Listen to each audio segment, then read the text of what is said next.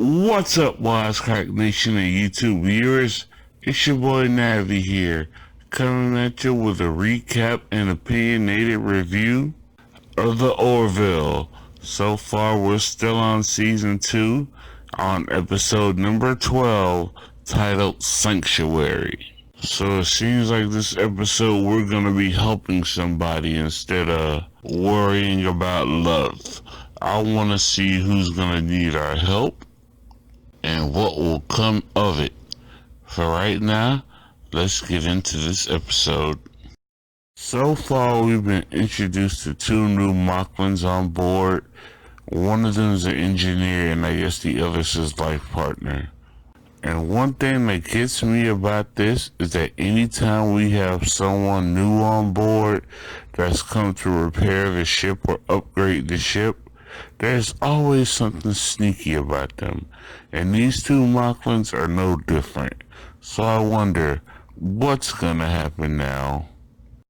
Well, now we get to see firsthand the actions of how Moclan children treat their females by the actions of Topa in his school, and what makes it even worse is that he's taken from the cues of his papa, Clyden.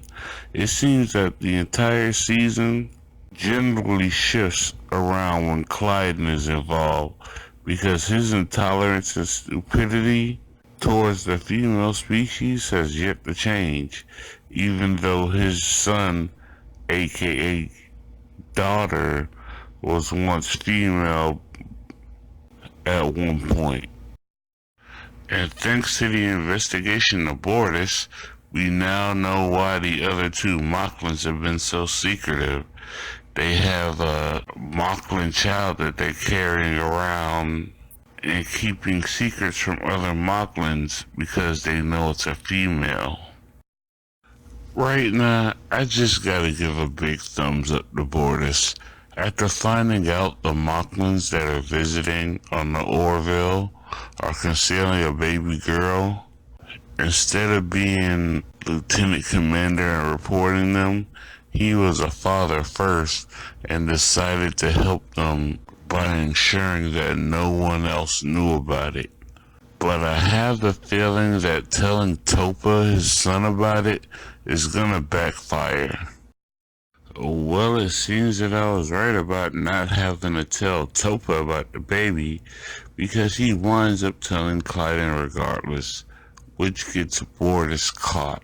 So in order to ensure the safety of the child and make sure that the two Moclans are who they say that they are, they follow the trail and leads to an outside space where no one knows about. Well, it seems that within finding that hidden planet, they come across a colony of Moclan women, which is led by Havina, the only Moclan female who had been thought to have been born at the time. But now we realize that the Moclan male race has been covering everything up. And thank goodness for Captain Ed wanting to step up and help the female Moclans by holding a union meeting and having them try to get protection for the female Moclans so they won't have to hide anymore.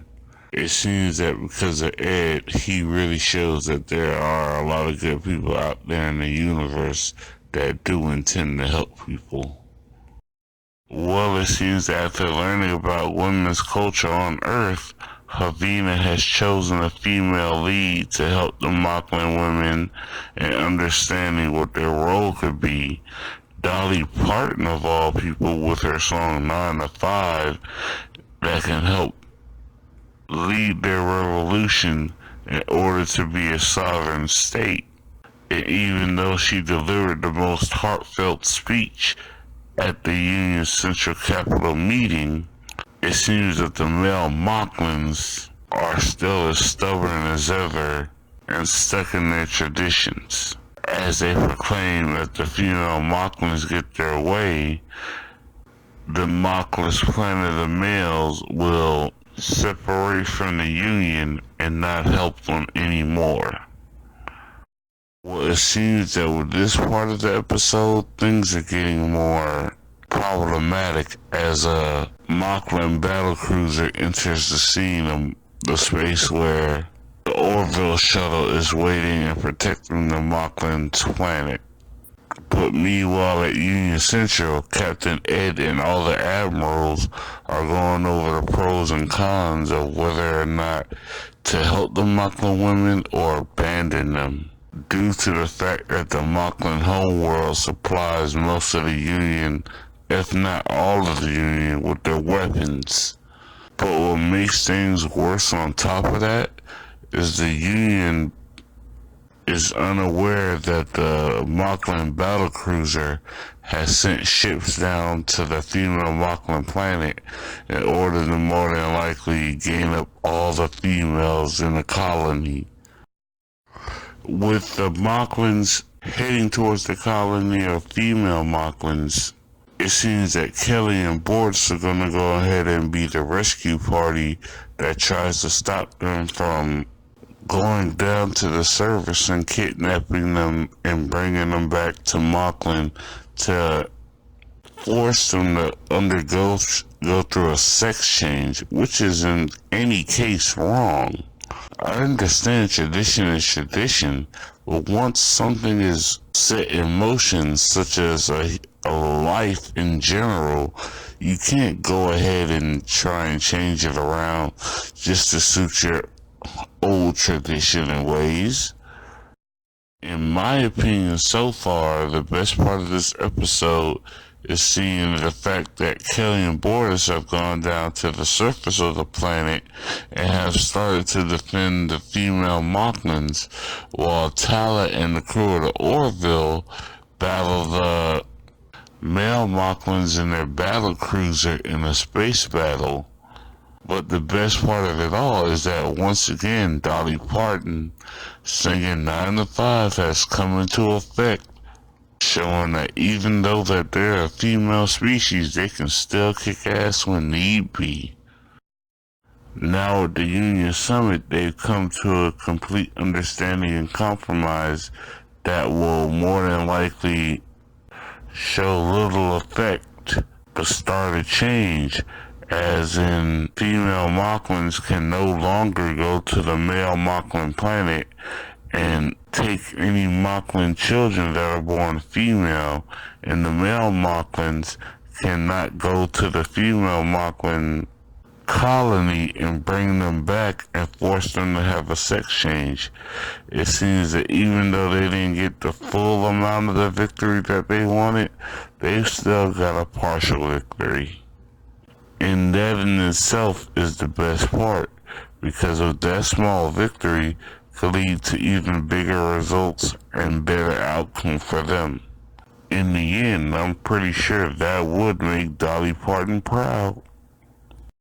Luckily, after everything is said and done, Boris still has his career with the Orville, and Topa has become more tolerant of the female species. It looks like things are really looking up. This episode of the Orville, I could see tradition being a good way to look back at your culture's past, but don't let it stay in the same way where it's going to contradict with your culture's future. I mean, look at Moclan. They were thought to be a one-gender society. So come to find out, they do have a female species, but they want them to stay male. How is that fair to any side? It's like taking a being's existence and writing out their destiny just to suit and please the needs of everyone else. From birth, we don't know what we're meant to do or who we're meant to be. They need to give them the chance to find things out for themselves and experience everything life has to offer as either male or female. I mean, that's what I think is the right thing to do. Well, Wisecrack Nation, this episode was something else, and I'm pretty sure the last 2 episodes are going to be even more interesting. But for right now, I'm going to go ahead and get out of here What you can do for me is check out my friends at the 450 Legion gaming page and see what they're up to. And oh yeah, do me a favor. Drop a like, comment, share, or subscribe to this page if you would like. But for right now, what I really want you people to do is stay wise and crack hard. Be good to each other, people. You see what we have out there in the world today. I hope you learn from it. Peace.